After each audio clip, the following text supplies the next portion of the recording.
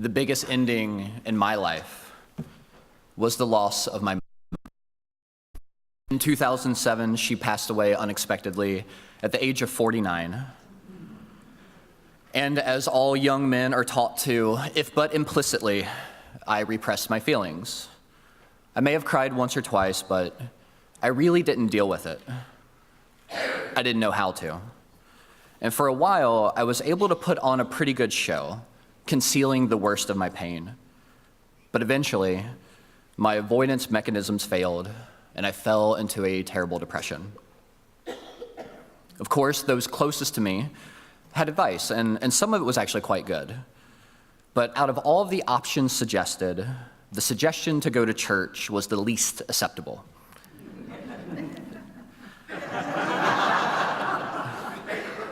You have to wait for it. I had long ago, at this point in my life, severed all of my ties with anything religious. But months into this terrible depression and my situation only getting worse, I found myself entertaining the idea. And as things couldn't really get any worse, I figured I didn't have anything to lose. So I decided that I would give this spirituality thing a try.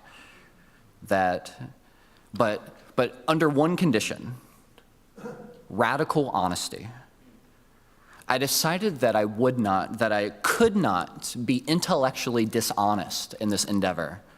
So I applied this radical honesty to every theological idea that I'd ever entertained, throughout almost all of it, and I began to pray.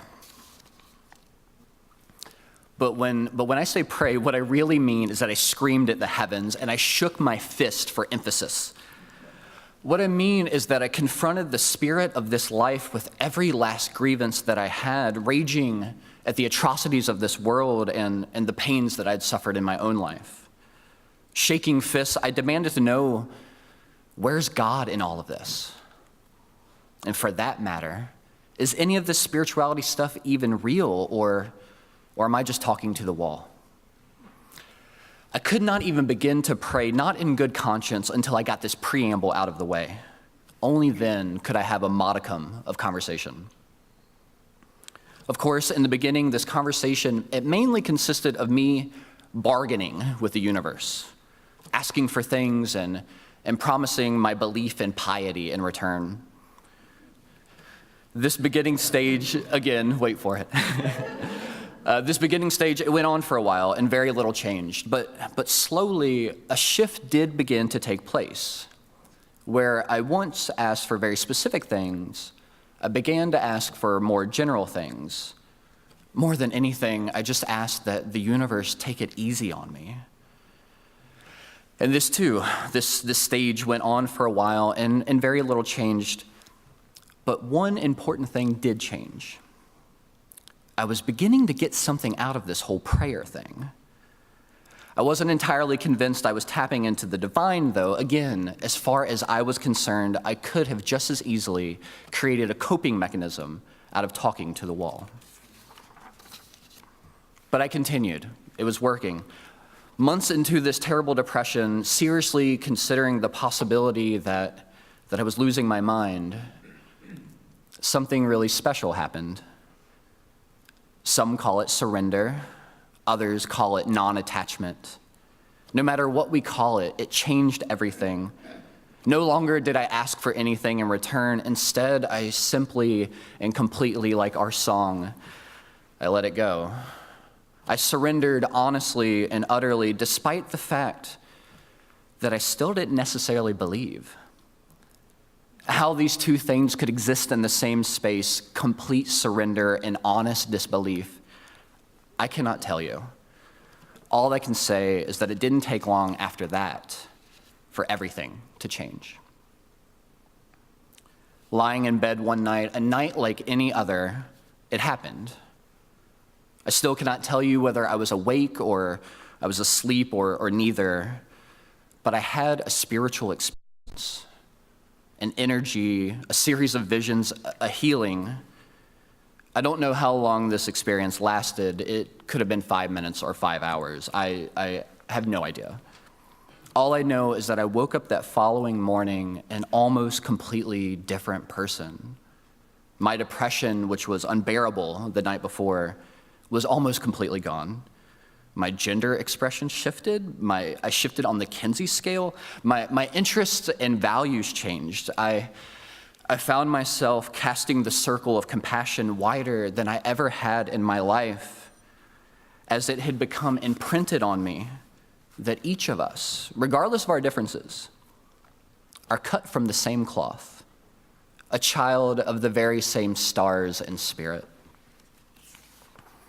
In addition to these sudden changes in me, I also found two new desires deep in my soul, desires that could not be sated with this one night and this one experience, but instead desires that would inform the rest of my life. First, I wanted a personal relationship with this power greater than myself that had showed itself to me. And second, I wanted to hear what everyone else had to say. This experience and the two resulting desires prompted a journey, the journey that has most recently brought me here to Mount Diablo Unitarian Universalist Church. Which brings me to today. I shared this story with you today for a couple of reasons. First, it is a very much abridged version of the most important story of my life.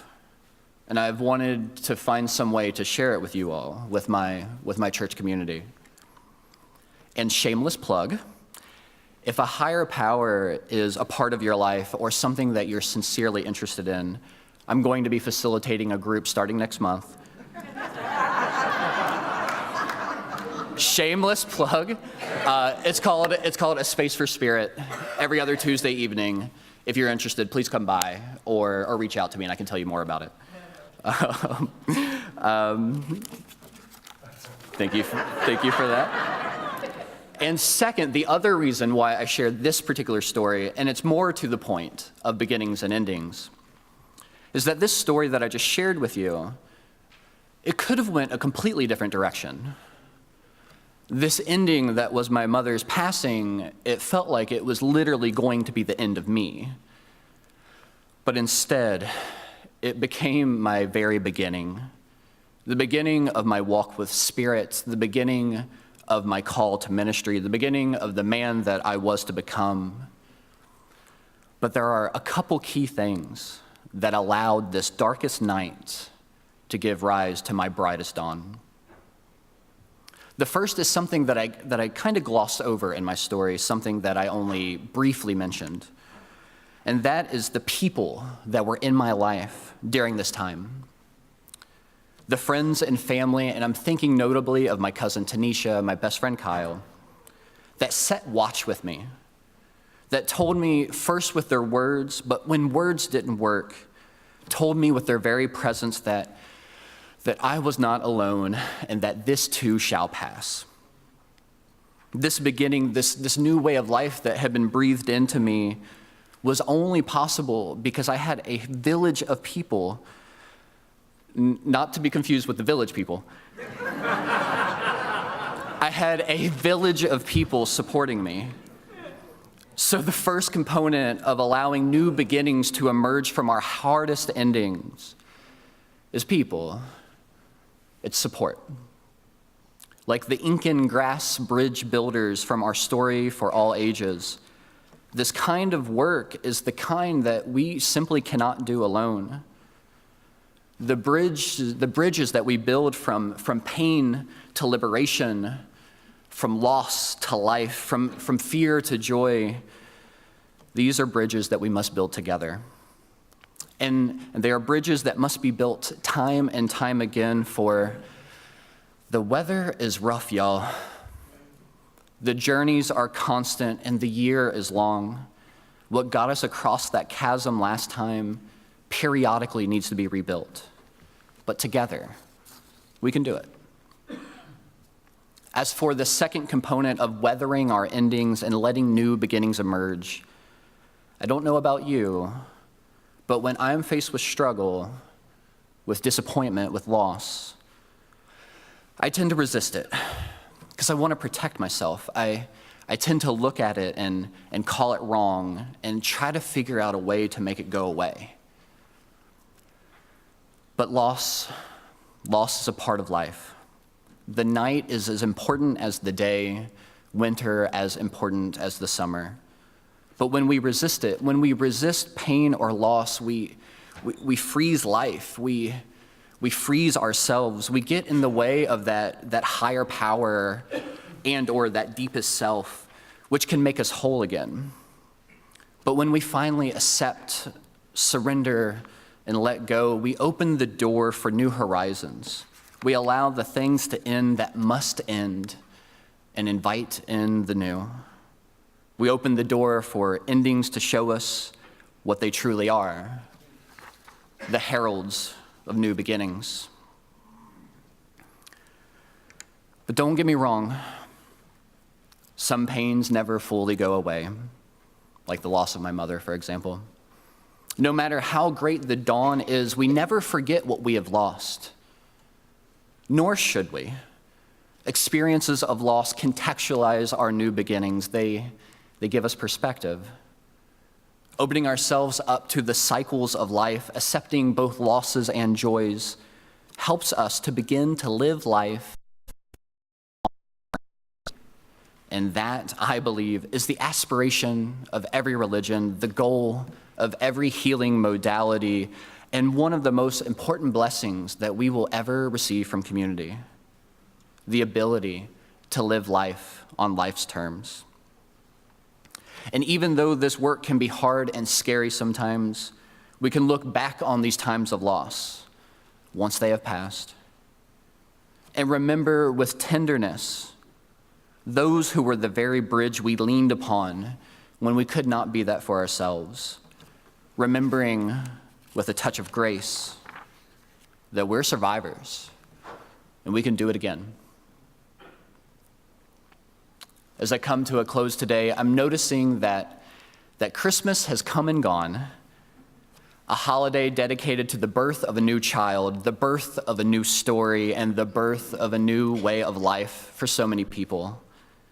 Hanukkah has passed as well, a festival of lights that commemorates a special moment in Jewish history, a moment that looked grim, that looked like it should have been an ending, but turned out to be a miraculous beginning. Winter solstice has likewise appeared and faded away like the symbolic death and rebirth of the sun that this holiday celebrates. I'm noticing that we are in a season that celebrates the cycles of our lives, the cycles of our stories, of our world together.